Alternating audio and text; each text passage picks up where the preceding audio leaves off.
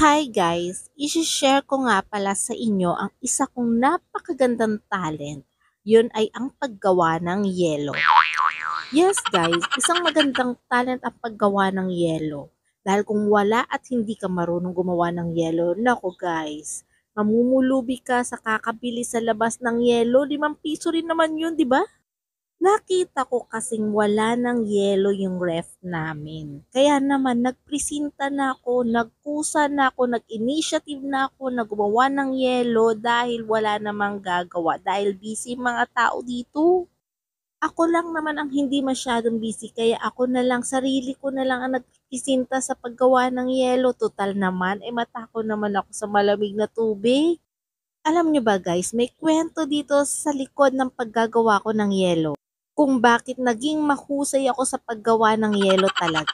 Kaya tuwing gagawa ako ng yelo, talagang naaalala ko itong kwento na to na nangyari sa buhay ko nung panahong kabataan ko pa. Ito yung mga time na nung elementary pa lang ako at minsan wala akong pasok. Madalas akong inuutusan ng lola ko na gumawa ng yelo dahil nagtitinda sila ng yelo noon. One day, naglalaro ako sa labas ng paborito kong laro na tumbang preso pero biglaan akong tinawag ng lola ko. Para lang gumawa ng yelo dahil wala na daw laman ang ref nila. Binigay niya sa akin ang isang plastic ng yelo at gumawa na daw ako dahil kailangan na. Dahil sa naudlot ang magandang laro ko at nainis ako sa lola ko noon. Naku naman, ang ginawa ko sa isang plastic ng yelo na binigay niya sa akin, ginawa ko talaga lahat yon. Ilang oras kong ginawa yon. Alam niyo ba kung ilang piraso yon? 100 pieces. Alam niyo ba na halos mapuno na lahat?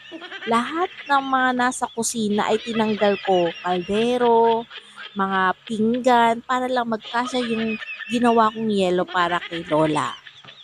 Kahit na sobrang sakit na ng kamay ko sa kakagawa ng yelo, pinilit ko talagang ubusin ang isang plastic dahil para sa akin, para sa mga susunod na araw ay hindi niya na ako mautusan na maggawa ng yelo. Ano ang reaksyon ni Lola? Natuwa rin naman ang lola ko after. Yun ang kwento sa likod ng talent ko na ito.